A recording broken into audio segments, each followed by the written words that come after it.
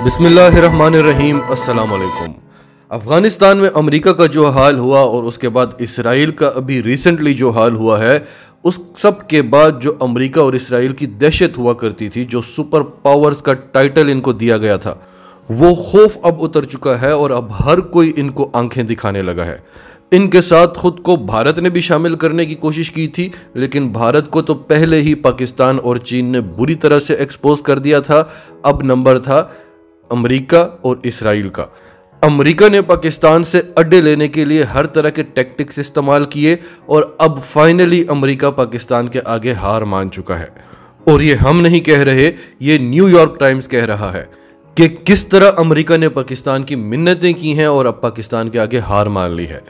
और सिर्फ यही नहीं, बल्कि अमेरिका ने अफगानिस्तान में जो डेट बताई थी कि हम सितंबर तक 11 सितंबर तक अपनी फौजों को यहाँ से निकाल लेंगे, उस डेट को भी अब अमेरिका एक्सेलरेट कर रहा है। ये सारी डिटेल्स आपको इस वीडियो में बताएंगे। फिर आपको बताएंगे कि अब सऊदी अरब इसराइल को आंखें दिखा रहा है और इसके पीछे पाकिस्तान और तुर्की का हाथ है। और आखिर में आपको ये बताएंगे कि अब रूस और चीन अमेरिका की जगह ले रहे हैं। बाकायदा तौर पर तीनों ममालिक में एक सर्द जंग का आगाज हो चुका है। आगाज तो पहले ही हुआ था, अब वो जंग तूल पकड़ चुकी है। तीनों ममालिक एक दूसरे को पावर शोज भी बता रहे हैं और सफारती जंग भी लड़ रहे हैं। तो डिटेल्स में जाते हैं। उससे पहले अगर अभी तक आपने हमारा चैनल सच टीवी सब्सक्राइब नहीं किया तो इसे अभी सब्सक्राइब करें और बेल आइकन पर क्लिक करें ताकि हमारी आने वाली वीडियोस आपको वक्त पर मिलती रहें। अमेरिकी अखबार न्यूयॉर्क टाइम्स का कहना है कि अमेरिका ने पाकिस्तान पर सारे टैक्टिक्स इस्तेमाल किए। पाकिस्तान पर दबाव डालने की भी कोशिश की, पाकिस्तान को लालच भी दी गई, बड़ी बड़ी ऑफर्स और बड़े बड़े पैकेजेस भी रखे पाकिस्तान के सामने और पाकिस्तान की मिन्नत समाजत भी की, लेकिन इमरान खान नहीं मानता। और कल शाह महमूद कुरैशी ने भी यह बयान दिया कि जब तक इमरान खान इक़्तिदार में है, अमेरिका ये सोचे भी ना कि पाकिस्तान उसे अपनी ज़मीन इस्तेमाल करने की इजाज़त देगा। और अब अमेरिका बाकायदा तौर पर यह एक्सेप्ट कर रहा है। और सिर्फ पाकिस्तान का ही नहीं, वस्ती एशियाई रियासतों का भी जिक्र किया गया कि उनके साथ भी बातचीत हुई, लेकिन कोई कामयाबी हासिल नहीं हुई, क्योंकि वस्त एशियाई रियासतों पर रूस का काफ़ी असर व रसूख है। वैसे तो उनके अमेरिका के साथ भी बहुत ज़्यादा अच्छे ताल्लुकात हैं, लेकिन अब ये भी साबित हो गया है कि रूस का असर व रसूख ज़्यादा है। अब अमेरिका ने हार कैसे मानी, वो हम आपको अगली खबर जो बता रहे हैं उससे साबित हो जाएगा।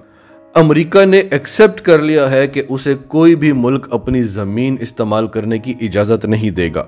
खित्ते में अमेरिकी असर व रसूख ख़त्म हो चुका है और अब खित्ते में असर व रसूख है रूस का, चीन का और उसके बाद पाकिस्तान का। पाकिस्तान बाकायदा तौर पर इस वक्त खित्ते की तमाम मुस्लिम रियासतों को लीड कर रहा है। तो अमेरिका ने फिर ये फैसला किया कि वो अपना एयरक्राफ्ट कैरियर, जो कि एशिया पैसिफिक में था, चीन पर नज़र रखने के लिए, उसको अब मिडल ईस्ट की तरफ रवाना कर दिया है ताकि वो अफगानिस्तान पर नज़र रख सके। और अमेरिका ने पाकिस्तान समेत तमाम ममालिक को मैसेज दिया है कि ठीक है, अगर आप हमें अड्डे नहीं दे रहे तो हम अपना एयरक्राफ्ट कैरियर ले आएंगे। अब एयरक्राफ्ट कैरियर क्या है, इसकी सिर्फ और सिर्फ दहशत होती है। अगर अमेरिका ने 100 तैयारे भी लोड किए हुए हैं एयरक्राफ्ट कैरियर पर, तो वो सिर्फ एक दहशत है कि 100 तैयारे आपके सर पर मंडला रहे हैं। लेकिन अगर वो बाकायदा तौर पर आप पर हमला करता है या आपके साथ जंग छेड़ देता है, तो आपको पूरा राइट है कि आप जवाबी वार करें। और अगर आप जवाबी वार करते हैं तो एक मिसाइल तो क्या, एक रॉकेट भी अगर उस एयरक्राफ्ट कैरियर को लग जाता है तो सिर्फ एयरक्राफ्ट कैरियर को नहीं, 100 तैयारों को नुकसान पहुंचता है। फिर आप अफगानिस्तान में बैठकर उनका कुछ नहीं कर सके, आप पाकिस्तान से मदद की भीख मांगते रहे। अफगानिस्तान में आप बैठे हुए थे, आप सुपर पावर और आपके साथ 30 ममालिक की अफवाज थीं, लेकिन आप पाकिस्तान से ही मदद की भीख मांगते रहे कि हमें बचा लो, हमें बचा लो। तो अब आप एयरक्राफ्ट कैरियर के साथ क्या कर लेंगे? और फिर अफगानिस्तान की इस वक्त जो सूरत हाल है, वहाँ पर तालिबान कब्ज़ों पर कब्ज़ा करते जा रहे हैं। अफगानिस्तान की जो फोर्सेस हैं, अफगान फोर्सेस, सरकारी फोर्सेस, वो उनके सामने सरेंडर करती जा रही हैं। हालांकि बेहतरीन असलहा उनको दिया गया है, अमेरिका उनको 1 साल से बेहतरीन ट्रेनिंग भी दे रहा था, उसके बावजूद उनका ये हाल है। और अब अमेरिका इस सब में इंटरफेयर करने के बजाय क्या फैसला कर रहा है कि हमने जो 11 सितंबर को अपनी अफवाज यहाँ से निकालनी थी, उसको एक्सेलरेट करके मिड जुलाई तक लाना है। यानी अब अमेरिका अपनी तमाम अफवाज 11 सितंबर को नहीं बल्कि मिड जुलाई तक निकाल लेगा अफगानिस्तान से। ये सारी छोटी छोटी खबरें जो हम आपको दे रहे हैं, इन सब का मकसद ये है, आपको बताना चाहते हैं कि खित्ते में ताकत का तवाज़न अब बदल रहा है और अब अमेरिका उस तरह से सुपर पावर नहीं रहा, अब उसका खौफ नहीं रहा। अब थोड़ा सा सऊदी अरब और इसराइल वाले मामले पर बात करते हैं, फिर वापस आते हैं अमेरिका पर। आज पाकिस्तान के वज़ीर-ए-आज़म इमरान खान की मिस्र के सदर के साथ बात हुई टेलीफोन पर, और वज़ीर-ए-आज़म इमरान खान ने मिस्र के सदर को पैगाम दिया कि आपके रवाबत हैं इसराइल के साथ, आपने इसराइल और हमास के मुज़ाकरात करवाए हैं, तो इसराइल को ज़रा एक मैसेज दें कि ये जंग ख़त्म नहीं हुई है। पाकिस्तान तब तक आपका दुश्मन रहेगा, पाकिस्तान तब तक आपके ख़िलाफ़ इक़दामात उठाता रहेगा जब तक आप फ़लस्तीनियों को उनके हकूक़ नहीं दे देते और 1967 से पहले वाले बॉर्डर्स को तस्लीम नहीं कर लेते। अब अफ़गानिस्तान वाले मामले में जो अमेरिका को शिकस्त हुई है या इसराइल और फ़लस्तीन की जो अभी ताज़ा तरीन झड़पें हुई हैं, इस सब में पाकिस्तान की कदर में बेइंतहा इजाफा हो गया है। जैसे फ़लस्तीन में पाकिस्तान जिंदाबाद के नारे लगे, हमने आपको बताया था, जैसे उन्होंने इमरान खान को अर्तुगरुल कहा, जैसे उन्होंने कहा कि इमरान खान इस जंग का हीरो है, और वो कैसे, वो हम आपको डिटेल से सारा कुछ बता चुके हैं। और फिर इतना बड़ा इंकशाफ हुआ कि पाकिस्तान और तुर्की ने शाम और लुबनान से अड्डे मांग लिए थे, वो इसराइल पर हमला करने वाले थे। इसलिए वो इसराइल, वो नेतन्याहू जो 3 घंटे पहले जो बाइडन को कह रहा था कि हमने जंगबंदी नहीं करनी, जो करना है कर लो, उसने फ़ौरन जंगबंदी का ऐलान कर दिया और कोई शर्त भी नहीं रखी, बल्कि हमास की तमाम शराइत मान ली।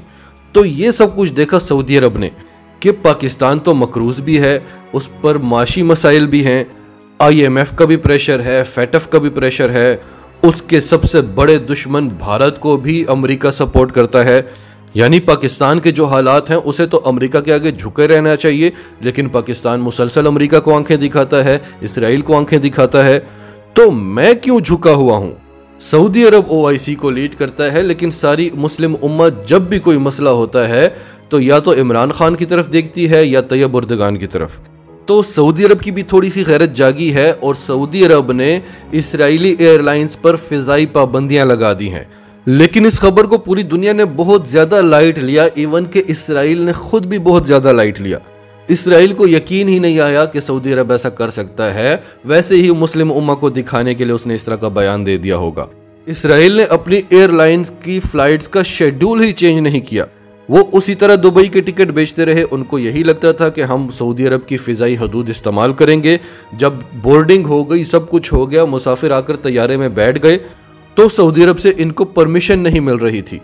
1 घंटा मुसाफिर बैठे रहे। इसराइल मुसलसल राब्ते में रहा सऊदी अरब से, मोहम्मद बिन सलमान के साथ राब्ता रहा कि हमारी एयरलाइन की रेपुटेशन ख़राब हो जाएगी, आप हमें ये एक बार इस्तेमाल करने की इजाज़त दे दें। मुसाफिर तैयारे में बैठे हुए हैं, 1 घंटा गुजर गया, 2 घंटे, 3 घंटे, 5 घंटे तक मुसाफिर बैठे रहे और बिल आखिर इसराइल को अपनी वो फ्लाइट कैंसिल करना पड़ी। और सिर्फ यही नहीं, OIC ने कहा है कि अक़वाम मुत्तहिदा को फ़लस्तीन और इसराइल का मसला हमेशा हमेशा के लिए हल करना होगा, वरना OIC खामोश नहीं बैठेगा। अब OIC ये मसला हल करवा कर ही रहेगा। यानी जो खौफ था इसराइल का सऊदी अरब पर, जो खौफ था अमेरिका का सऊदी अरब पर, वो पाकिस्तान और तुर्की को देखकर उतर गया है। फिर वो अमेरिका जिसने एक बार भी नहीं कहा कि इसराइल जुल्म कर रहा है, फ़लस्तीनियों के साथ ज्यादती हो रही है, बल्कि UAE की तरह एक दोगला बयान ही दे देता कि दोनों तरफ अमवात हो रही हैं, दोनों तरफ का दुख है। नहीं, वो यही कहता रहा कि इसराइल ठीक कर रहा है, उसे हक है, उसके पास राइट टू डिफेंस है, ये जो मर रहे हैं इनको मारना जायज़ है। अब वो अमेरिका कह रहा है कि हम फ़लस्तीनियों को इमदाद देंगे और जंग में उनका जितना नुकसान हुआ है उसे हम पूरा करेंगे। ये अमेरिका ने क्यों किया? क्योंकि हमने एक मुफस्सिल वीडियो आपको बनाकर बताई थी कि अब चीन इसराइल में घुस रहा है। चीन ने ऐलान कर दिया है कि वो जाकर फ़लस्तीन में जितना नुकसान हुआ है उसे पूरा करेगा, सारी रिकंस्ट्रक्शन करेगा वहाँ पर। और एक बार चीन वहाँ पर घुस गया, उसकी वहाँ पर इन्वेस्टमेंट हो गई, उसके वहाँ पर हमास के साथ कॉन्टैक्ट्स बन गए, तो उसके वहाँ पर स्टेक्स बन जाएंगे। फिर अगर इसराइल मिसाइल गिराएगा तो वो चीनी तनसीबात पर, चीनी इन्वेस्टमेंट पर मिसाइल गिराएगा, तो चीन के वहाँ पर स्टेक्स होंगे, चीन को पूरा राइट होगा कि वो इसराइल को जवाब दे सके। रूस जो इसराइल को आखिरी 3 दिन तक मुसलसल धमकियां देता रहा कि अब रूस इस जंग में शामिल होने वाला है, वो रूस अपनी एटमी तनसीबात को, अपने न्यूक्लियर बॉम्बर्स को सीरिया में ले आया है, इसराइली बॉर्डर के करीब, इसराइल के सर पर आकर बैठ गया है। तो ये सारी खबरें सुनकर आपको अंदाज़ा हो गया होगा कि इस खित्ते में अब अमेरिका का कोई जोर नहीं रहा, कोई खौफ नहीं रहा। पाकिस्तान का आप किरदार देख लें, ईरान का देख लें, रूस और चीन का देख लें, वस्त एशियाई रियासतों का देख लें, उन्होंने रूस की मानी, अमेरिका की नहीं मानी। मिस्र, लुबनान, शाम, अफगानिस्तान, कोई भी अमेरिका से नहीं डर रहा, कोई भी इसराइल से नहीं डर रहा, सारे आंखें दिखा रहे हैं। और इसका सारे का सारा क्रेडिट जाता है सबसे पहले पाकिस्तान और चीन को, क्योंकि शुरुआत इन्होंने की थी, और उसके बाद रूस और तुर्की को। और अब अमेरिका अपनी घटिया टैक्टिक्स इस्तेमाल कर रहा है। जब ट्रंप ने कोरोना वायरस को चीनी वायरस का नाम दिया था तो बाइडन ने उसकी बड़ी मुखालफत की थी। अब बाइडन ने अपनी इंटेलिजेंस एजेंसियों को कह दिया है कि आप इंक्वायरी करें कि ये वायरस चीन से कैसे फैला। चीन पर दबाव डालने की कोशिश की जा रही है और हो सकता है कि ये ठप्पा भी चीन पर लगा दिया जाए कि ये वायरस फैलाने के पीछे चीन का हाथ है, क्योंकि अमेरिका यही काम कर सकता है, प्रेशर डाल सकता है, प्रोपेगेंडास कर सकता है, इंटरनेशनल इदारों को, आलमी इदारों को अपने साथ मिलाकर इस्तेमाल कर सकता है। लेकिन अल्हम्दुलिल्लाह ये ब्लॉक भी इतना मजबूत हो चुका है कि अब अमेरिका का प्रेशर नहीं लेता। नाजरीन, आपकी सबके बारे में क्या राय है? कमेंट्स में अपनी राय का इजहार करते रहें। और अगर आप हमारे चैनल पर नए हैं तो अभी सच टीवी को सब्सक्राइब करें, सच टीवी फैमिली का हिस्सा बने, और हमारी वीडियोस पसंद आएँ तो इन्हें लाइक करें, शेयर करें, ताकि ज़्यादा से ज़्यादा लोगों तक ये मैसेजेस पहुँचते रहें।